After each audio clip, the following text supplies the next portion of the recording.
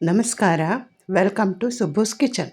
ಇಂದು ರುಚಿಕರವಾದ ರವೆ ಇಡ್ಲಿ ಮಾಡೋಣ. ಮೊದಲಿಗೆ ರವೆ ಇಡ್ಲಿ ಮತ್ತು ಮೊಸರಿನ ಪ್ಯಾಕೆಟನ್ನು ತಂದು ರೆಡಿ ಇಟ್ಟುಕೊಂಡು ಒಂದು ಪಾತ್ರೆಗೆ 2 ಲೋಟ ರವೆ ಇಡ್ಲಿ ಮಿಕ್ಸ್ ಮತ್ತು 1 ಲೋಟ ಮೊಸರನ್ನು ಹಾಕಿ ರುಚಿಗೆ ತಕ್ಕಷ್ಟು ಉಪ್ಪನ್ನು ಸೇರಿಸಿ ಚೆನ್ನಾಗಿ ಮಿಕ್ಸ್ ಮಾಡಿಕೊಳ್ಳೋಣ.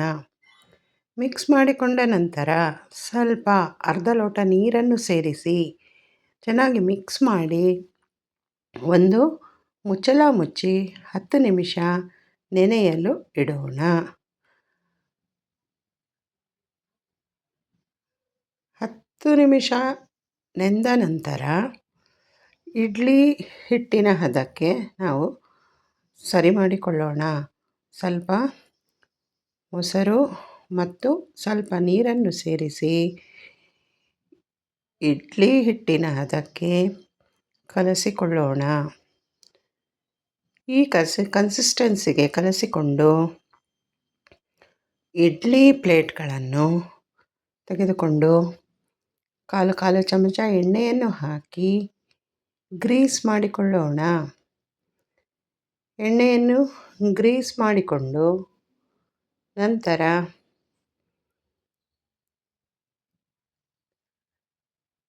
ರವೆ ಇಡ್ಲಿ ಮಿಕ್ಸನ್ನು ಒಂದೊಂದು ಸೌಟು ಇಡ್ಲಿ ಪ್ಲೇಟಿಗೆ ಹಾಕಿಕೊಳ್ಳೋಣ. ಎಲ್ಲ ಪ್ಲೇಟ್ಗಳಿಗೂ ಇಡ್ಲಿ ಹಿಟ್ಟನ್ನು ಹಾಕಿಕೊಂಡ ನಂತರ ಮೇಲೆ ಒಂದೊಂದು ಗೋಡಂಬಿಯನ್ನು ಇಟ್ಟು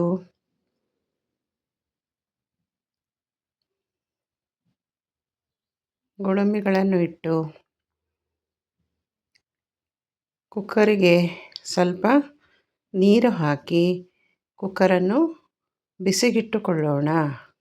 ನೀರು ಬಿಸಿಯಾದ ನಂತರ ಇಡ್ಲಿ ಪ್ಲೇಟ್ಗಳನ್ನು ನಾವು ಕುಕ್ಕರಿನೊಳಗೆ ಇಟ್ಟು ಒಂದು 15 ನಿಮಿಷ ಬೇಯಿಸಿಕೊಂಡರೆ ರುಚಿಕರವಾದ ರವೆ ಇಡ್ಲಿ ಸವಿಯಲು ಸಿದ್ಧ. ಧನ್ಯವಾದಗಳು. Please do share, like and subscribe.